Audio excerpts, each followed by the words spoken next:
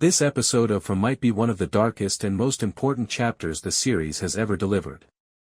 Not only do we get horrifying monster attacks and terrifying visions, but the show may have finally revealed the true nature of Fromville itself, and why Jade has always been connected to it. By the end of this episode, one terrifying idea becomes impossible to ignore. What if this town has been repeating the same nightmare for generations? And what if the monsters were never the biggest threat?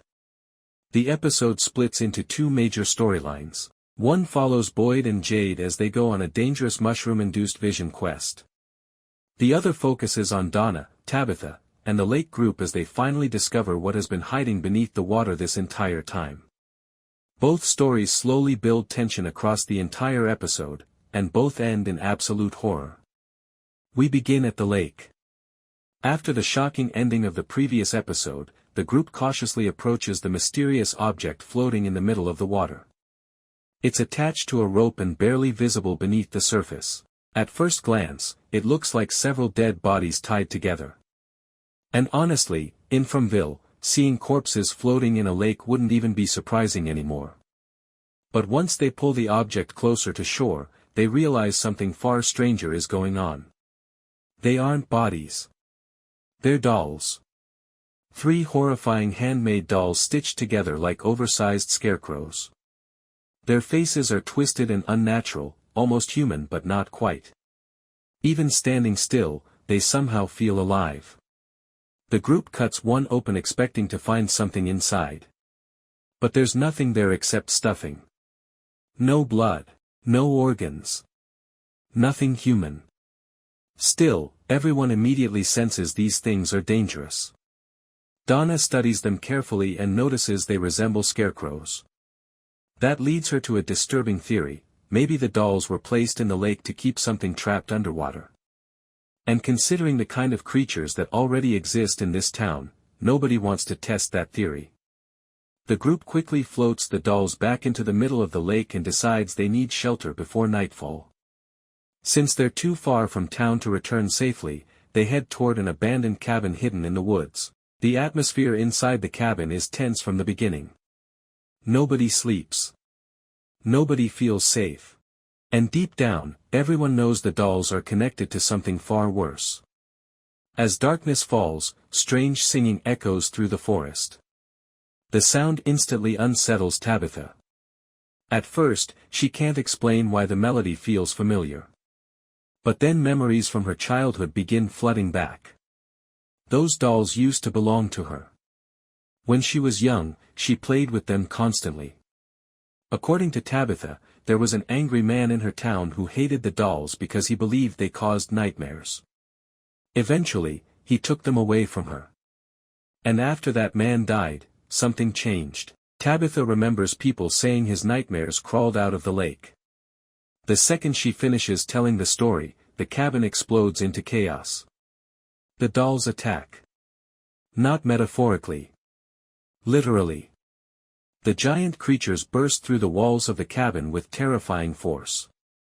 Their stiff puppet-like movements somehow make them even scarier than the smiling monsters from town. One of the dolls grabs Roger in one of the most brutal scenes this season. It forces its hand into his mouth and violently tears his entire lower jaw off. The scene is fast, horrifying, and completely merciless. Before anyone can react, another doll grabs Patty and presses her face into the burning remains of the campfire, scorching half her face while she screams in agony. Donna tries to fight back but quickly realizes normal weapons barely slow these things down. For a moment, it genuinely looks like nobody is surviving the night. But then Tabitha suddenly remembers something important from her childhood. The dolls can be hurt. There was a special harpoon-like weapon used against them long ago. Using whatever they can find inside the cabin, the group desperately fights back while trying to survive until morning.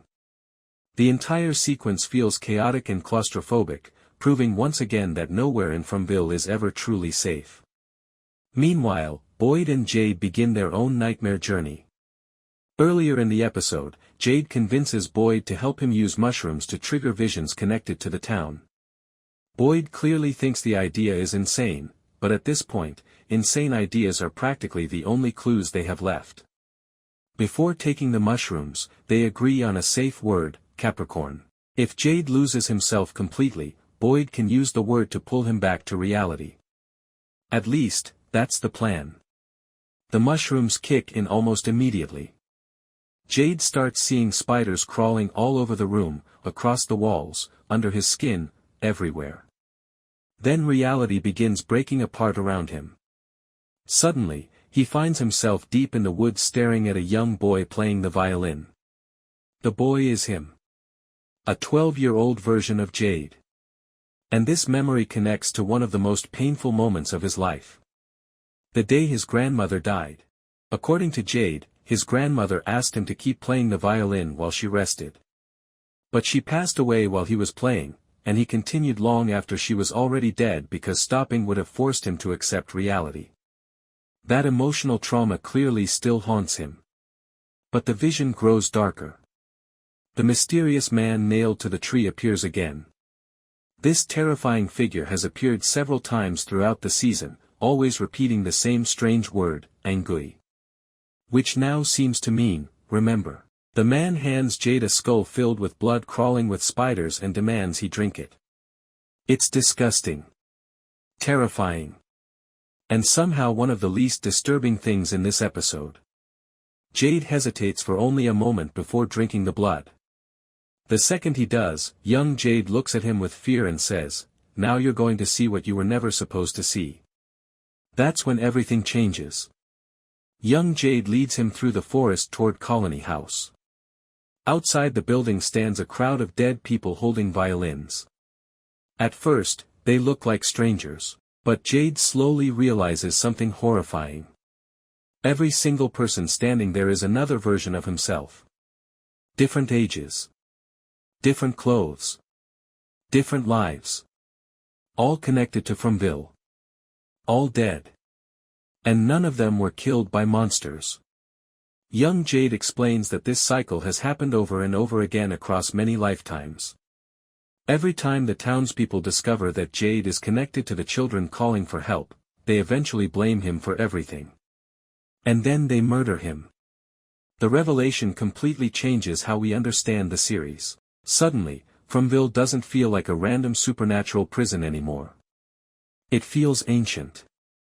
Like a curse repeating itself across generations. Boyd desperately tries using the safe word to wake Jade up. Capricorn. But it no longer works. Jade has gone too deep. Young Jade continues leading him underground through hidden tunnels beneath the town.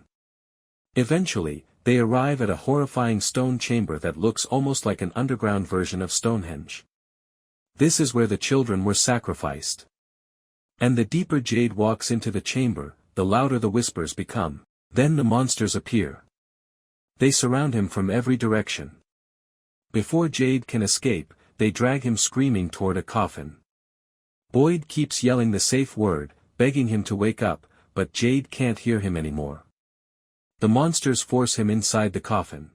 And just before the lid closes completely, a little boy leans forward and whispers one final time, "Angui." The coffin slams shut. Jade suddenly wakes up screaming back inside the office with Boyd holding him down. According to Boyd, Jade never actually left the room. The entire thing was a hallucination. But obviously, it was more than that. Because Jade wakes up convinced he finally understands something important. For the first time, he believes he knows how they can save the children. The problem is, nobody knows whether the visions are guiding him toward salvation or leading him into another trap. Elsewhere in the episode, Mari begins experiencing terrifying visions of her own after Sophia's injured arm is reset. Inside the ambulance, she suddenly hallucinates being chained to a wall while the radio broadcasts what she describes as the screams and suffering of every person who has ever died in Fromville. The vision shakes her badly. Later, after accidentally touching Sophia again, the hallucinations return immediately. This leads Mari to believe Sophia may somehow be causing the visions intentionally, or acting as a connection to whatever ancient force controls the town. Mari later tells Christy that she believes something ancient lives beneath Fromville. Something feeding on suffering itself. And honestly, the more we learn about this place, the more believable that theory becomes. We also get smaller moments throughout the episode. Julie and Randall continue arguing about storywalking and how dangerous it may become. Fatima keeps secretly working on her strange golem project, which somehow becomes more unsettling every episode. And Henry continues struggling emotionally after seeing the drawing of Miranda being eaten by the man in yellow. Even though these scenes are brief, they continue building the sense that every character is slowly falling apart psychologically. And that may be exactly what the town wants. Because this episode strongly suggests that fear, pain, guilt, and trauma are not just side effects of Fromville, they are the fuel keeping it alive. By the end of the episode, one terrifying possibility becomes clear. The monsters outside the town may not be the true villains. The real danger might be the cycle itself. A cycle that turns innocent people against each other. A cycle that repeats across lifetimes. A cycle that always ends in bloodshed. And if Jade's visions are telling the truth, then history may be about to repeat itself once again. Which means the scariest part of this entire nightmare isn't what's hiding in the woods. It's what the people of Fromville might eventually do to each other.